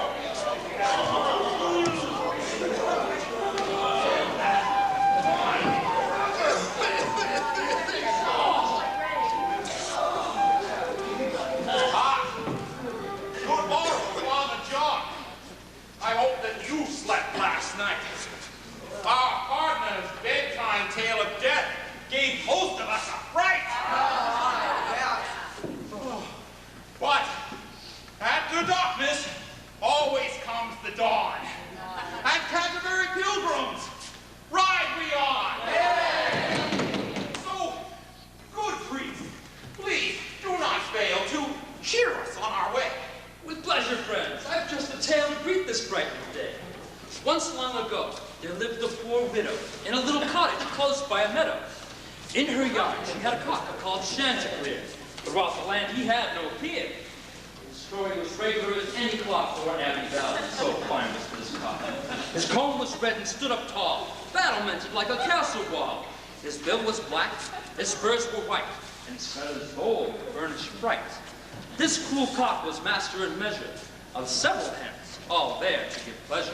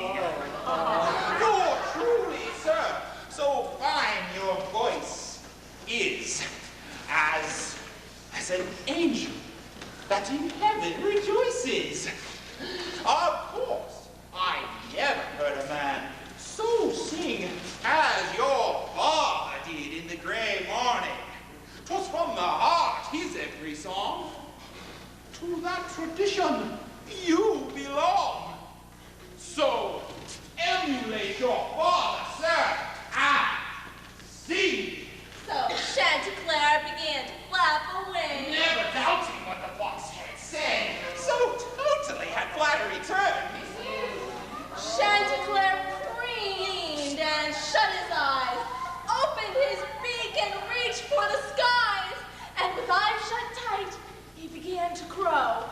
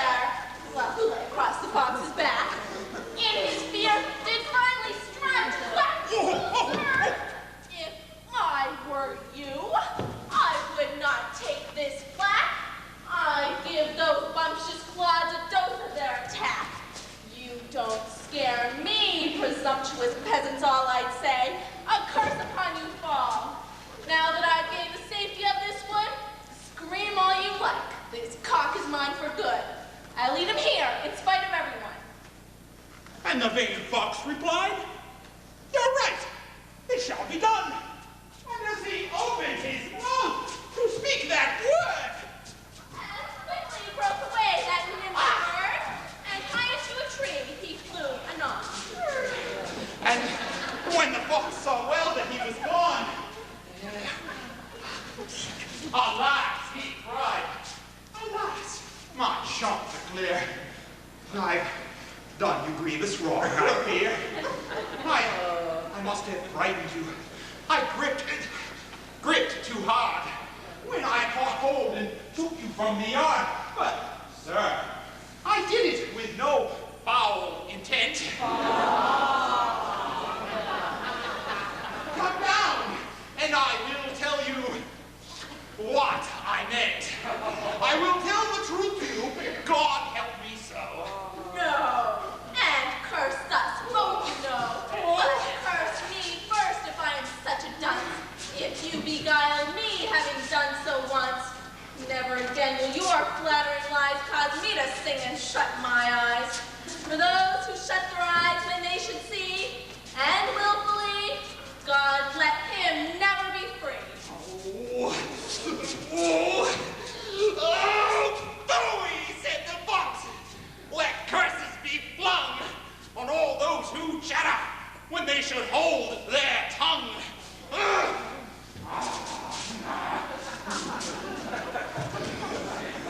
Now you may think our tale absurd. A simple trifle of beast and bird. A tale of a fox, a cock, and a hen. Yes, do not miss the moral, ladies and gentlemen. For St. Paul says that all that's written well is written down some useful truth to tell.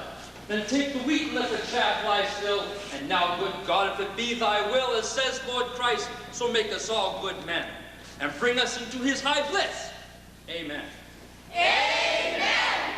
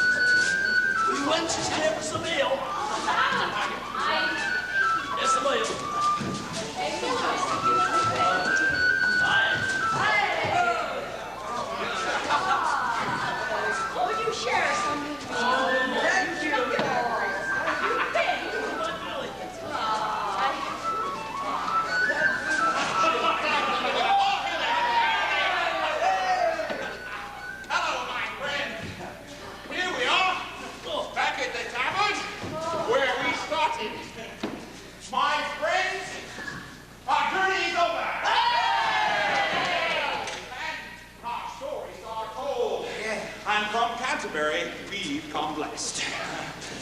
Time then to judge these tales we told and choose which was the best. This task to you, dear friends, I give. You must select the winner. By your applause, please let us know which story merits dinner. The wife of Wrath. Her tale was told of knighthood gone agley, and of how to please with love and trust a wife who will not stray. The merchant, his tale was next, of old January and young May. And then came the miller, with the tale of a carpenter, and how Nicholas trod his derriere.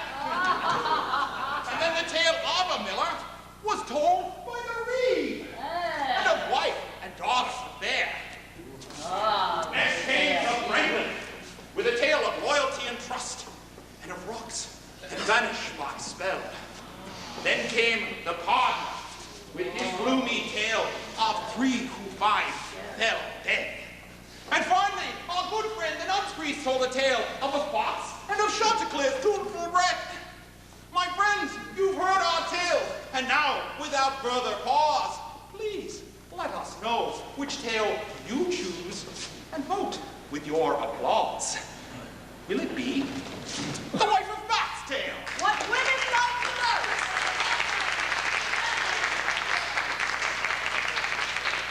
Perhaps you prefer the tale told by the miller.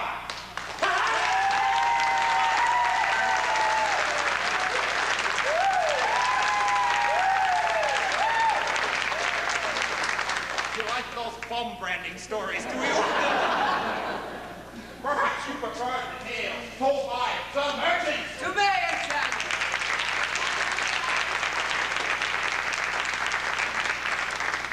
Or perhaps you'll fancy lay along the top lines of the tale told by the reeve.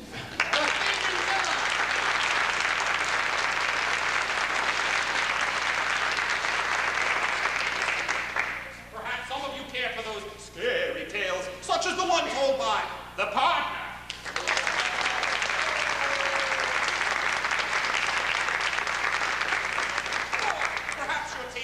Lies more along the line of the tale told by the Franklin.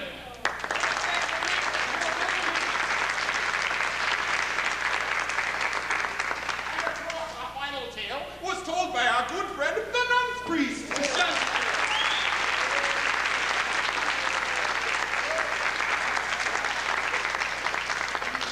Forsooth, it would appear that I have a difficult decision to make. However, it appears this evening our winner is the teller of the tale told by the miller.